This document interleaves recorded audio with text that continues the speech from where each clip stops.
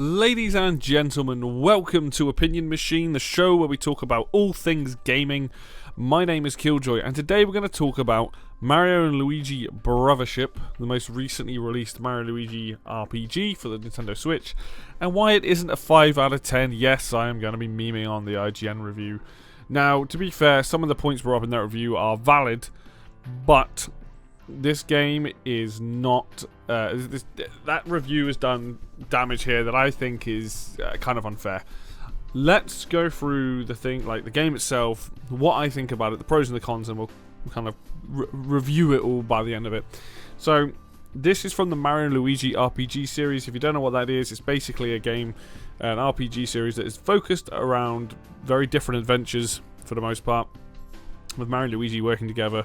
First game, Superstar Saga, is pretty much the one that is well loved, and then you have things like in Bowser's Inside Story, which I didn't play, which is apparently very well loved as well. And then you had Crazy Ideas in Luigi's Dream Team, and then you also had Partners in Time, which involved the Mario and Luigi babies. Full clarity, I've only played Superstar Saga, Partners in Time, and up until this point, also Paper Jam, or Paper Jam Bros. And I actually like Paper Jam Bros. I know it's not the best game in the series, but I think the combat was at its best in that game, or some of its best anyway. So, this game, Brothership, comes along. It's the first sort of quote-unquote console version of a Mario Luigi RPG, and what we get is essentially a slightly longer experience, I think, than most people may have been expecting. I'm about halfway through the game, so, you know, take that information as you will. But essentially, you go to different islands in this game. Each island is its own theme, and from there you essentially do the main quest, which is to link the lighthouses on each island back to your ship, which is also an island, but it's in the shape of a ship and has a sail and all that sort of stuff. And the cool concept is you're in this world of Concordia. It's broken apart, so now you're trying to bring it all back together. And I actually quite like the underlying story and the theme here of like, hey, like, you know, let's bring it all back together. Let's bring, you know, everything back. You know, after this, whatever this thing was that happened. Now, I will say the story is probably a little bit predictable. I think I can see where it's going. I think with some of the characters you meet, it's quite obvious. But I'm actually enjoying the story, and I'm enjoying a lot of the characters you meet. I can see that in this game they might be a little bit, you're going to lean one side or the other. They're basically all characters based on plugs and plug sockets and stuff like that. Like, one of the enemies is an HDMI like shaped plug with a jack plug, which is your headphone jack if you don't know what that is, as a sword. And you know what, I'm like, do you know what, there's some really cool originality in this game. It is different, and it can't be understated, like that there are things in this game that just kind of make it, like, put it up there in terms of there's some creativity and originality and things like that. But yeah, the story is one of those ones. It is in a Mario game, so I'm not expecting it to be crazy. I can see why people probably miss the shenanigans of like Superstar Saga and some of the others that are kind of nuts stories. This doesn't seem that nuts.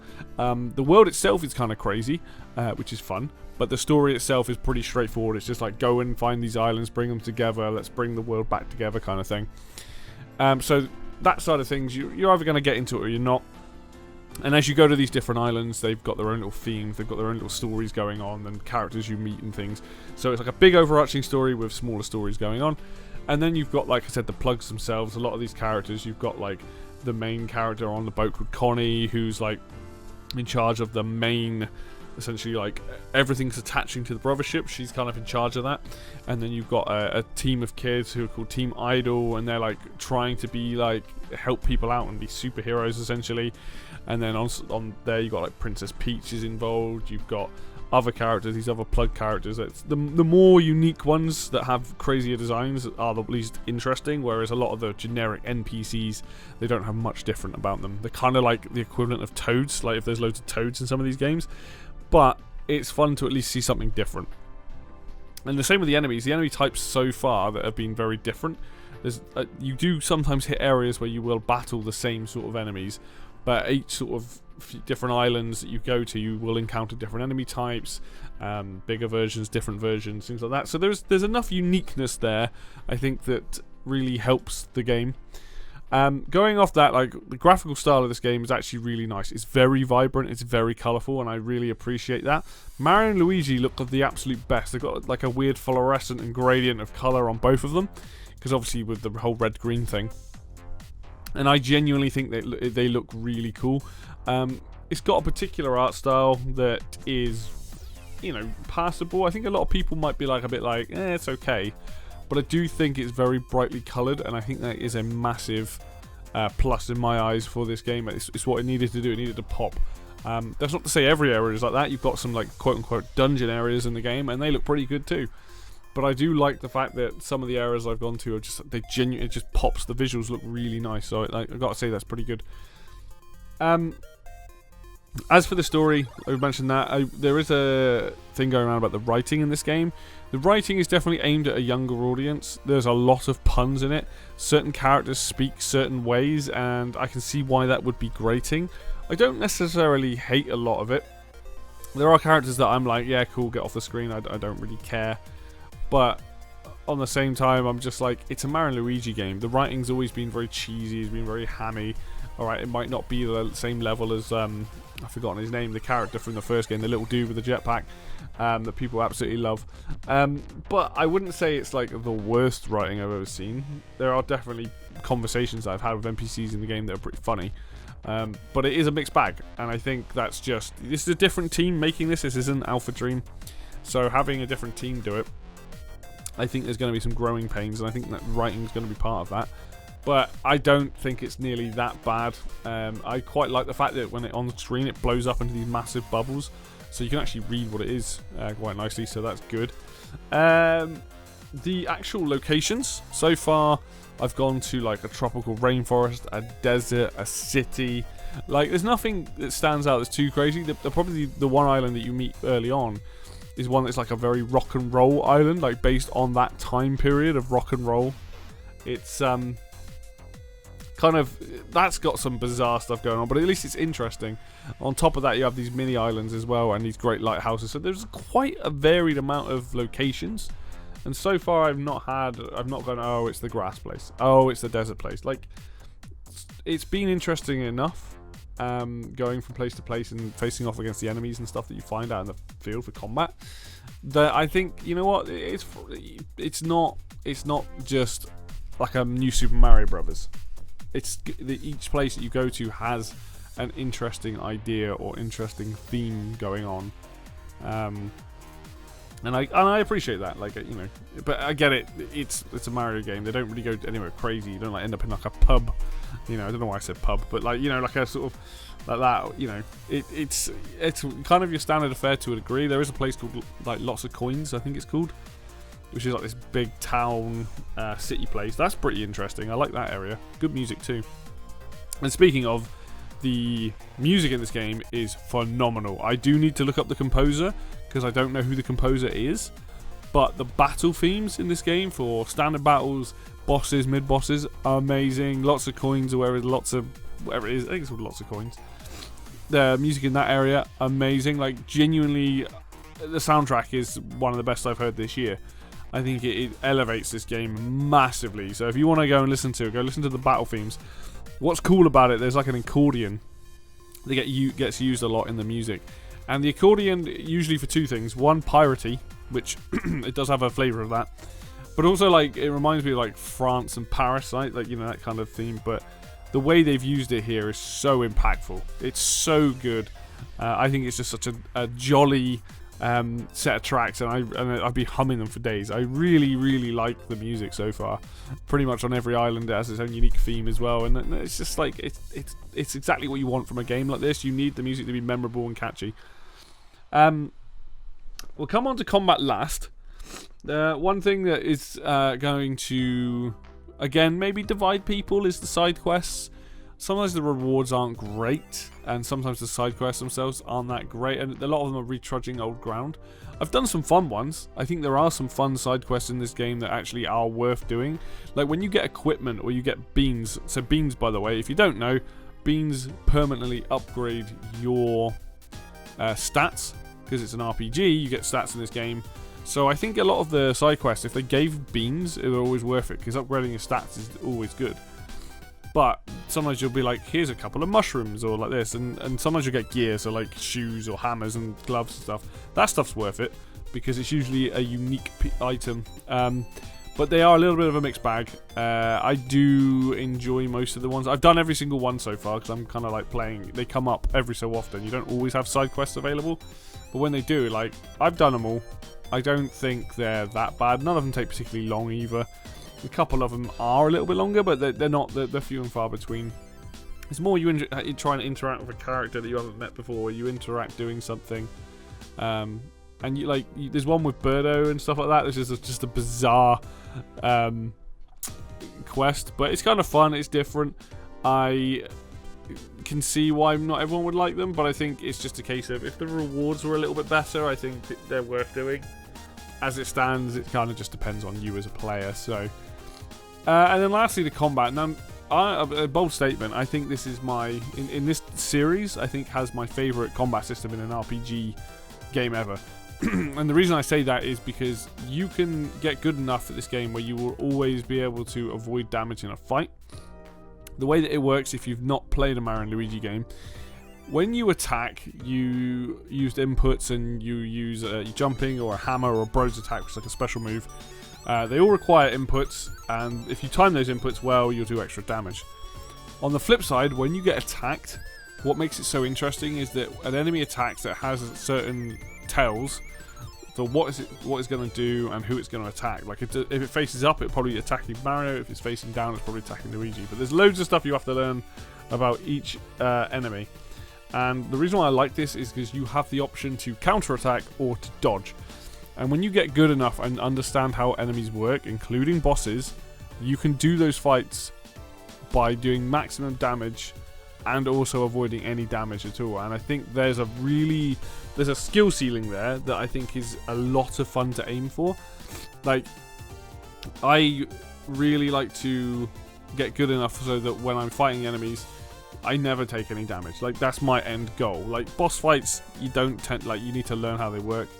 But in terms of just the actual fights, I love trying to figure it out and get good at nailing the timing and avoiding all the combat, avoiding all the attacks from the enemy. Basically, the game's combat is great. It animates great. It runs really well. The Bros attacks that I've got, it seems like I'm hoping to get a few more. The ones I've already got are pretty good. I really like the combat. There's a whole plug system in this game as well, which is new to this game specifically, which gives you extra buffs in combat. So sometimes you can make even more combinations and do even more damage and stuff. There's so much here for the combat that I love, and I think they've done a very good job of adding new elements to it.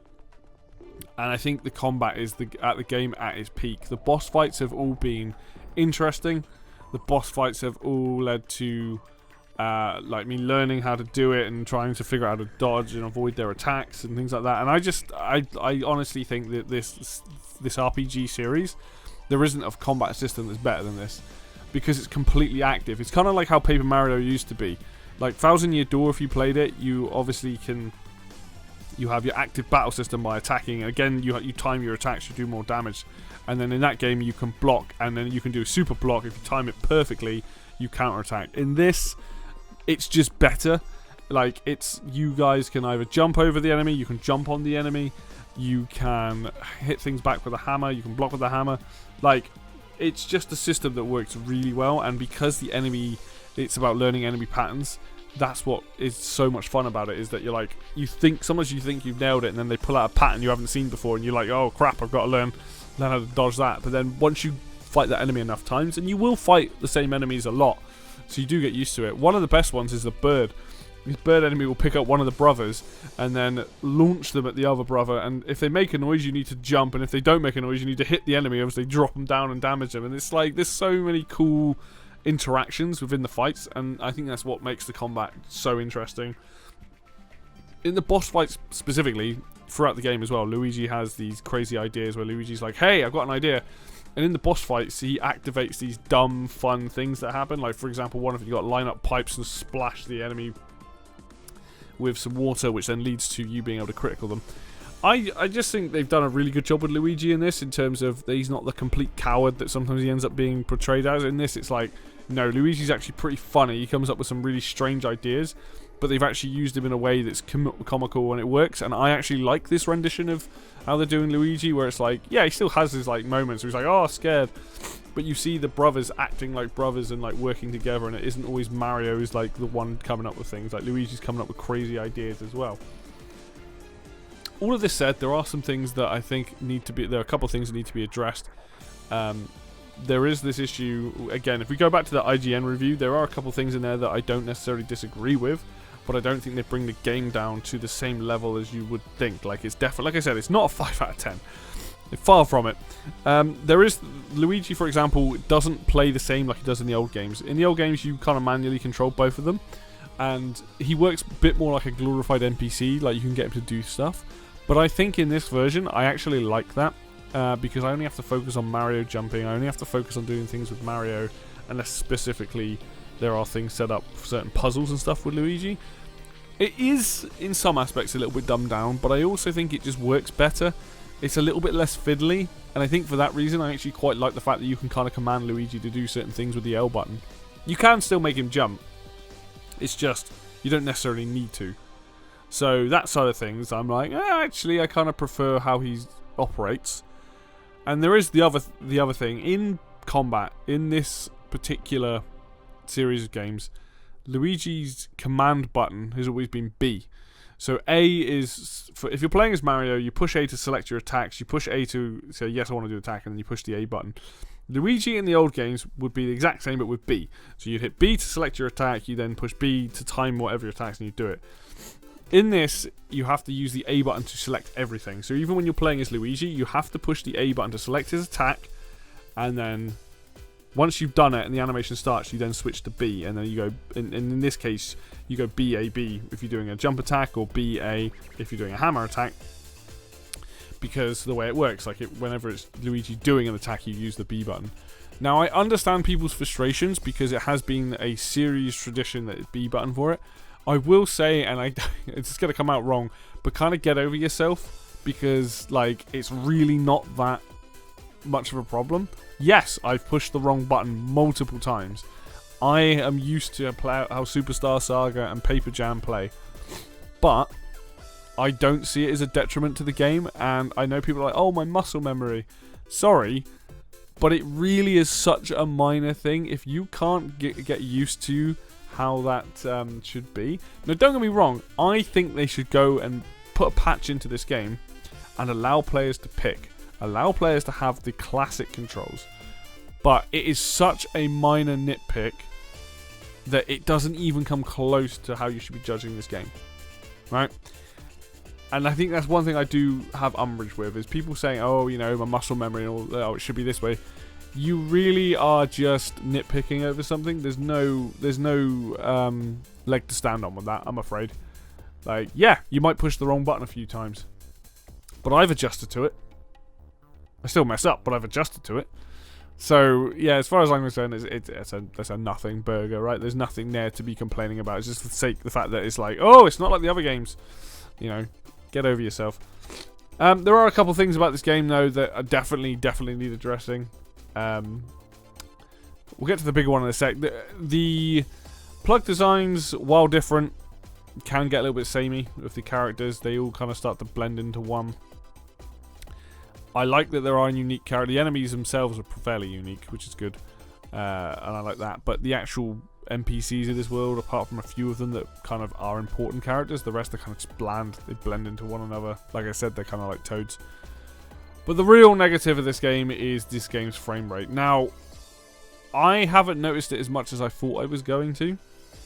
But I have hit areas where it does sort of stutter a bit. And I have hit areas where the game definitely looks like it's not running so great. And it is a shame, because, I mean, people know what I'm like. I'm a big stickler of, like, games on high-powered systems should be 60. I wish your games on Switch were 60. I think it's something that, there's no real excuse to be putting out 30 frames a second games. Now, I'm not actually sure what this game runs at. It could be 60, it could be 30, it could be a lot less. I don't know. But you can tell there's definitely an issue with frame rate. It's not as stable as I think it should be. It doesn't seem to be at its worst in battle. In battle, it seems to run very smoothly. I think it's because you're in a confined area. But out in the world, when a lot of stuff's going on screen, it definitely chugs. And that's the one thing with the IGN review where I'm like, you know what, I can't deny that. It's going to ruin somebody's experience. Right now, it's not a problem for me, but I'm just like, yes, I want this game to run better. Yes, it should run better. Like, let's not excuse the way this game runs. Luckily, in combat, it's pretty good. But outside of combat, running around in some of the open worlds and some of the open areas, it does start to chug, and it is noticeable, and that's not really an acceptable thing. You know, if other games on the Switch can pull off a locked 30 or a locked 60, there's no reason this can't. And, you know, I hope this game gets patched and improved in certain areas. Honestly, that's really my only major negative. I'm actually just enjoying the game. I think maybe, you know, I've like I said, about halfway through the game. I'm maybe 8 hours in. I'm not even sure if it's that much. Might be less, might be more. But ultimately, like, I don't think this game deserves a lot of the hate it's getting. I think you're going to have the die-hard fans. Now, don't get me wrong. I love Superstar Saga. I love Paper Jam, even if it is a bit of a bland game, because the combat is so good. You know, I liked Partners in Time, and then I never played Dream Team, and I never played Bowser's Inside Story. And I hear Bowser's Inside Story is probably the second best, if not the best, in the series. But I don't think that this game is less quality to the point where it's like an okay game. At its best, this game's probably an 8. At its worst, probably a 7. Right? I don't know, people might vary on that. I don't really care because I don't care for scores. That's where I see this game sitting. For me, I'm having a fun time. Yes, there are problems with some of the dialogue. It's a bit of a mixed bag. Yes, there are problems with the frame rate, which is the main concern, I would say, with this game. Luckily, it seems that combat runs well enough. But to come out, and I understand that this guy that wrote at IGN, I should really look up his name, is probably very disappointed for Mario and Luigi's first console outing. Maybe not hitting the highs that he was hoping. And I don't disagree with everything that he put in that review. I personally believe he's wrong to say that it's a 5. But to put it like that low, it just feels weird, because a 5 to me is like a really, like, I guess 5 or 6 is average, right? Or it's like, depends what your own personal scale is. I don't think this game's average. I think this game's at least good, and I think a lot of people will have a lot of fun with it. You know, but you know, it's kind of the way, isn't it, with any game. You know, if we take a game that I was genuinely disappointed with that came out on Switch, in comparison, it would be Mario Strikers Battle League, right? I loved that series, and then that game came out. But does that make the game bad? No. It's trying to separate your own disappointment from what a game actually is. And I feel like in this case, that particular review kind of failed that. I don't think the game's nearly as bad as that, and I think maybe in time they might change their mind on it.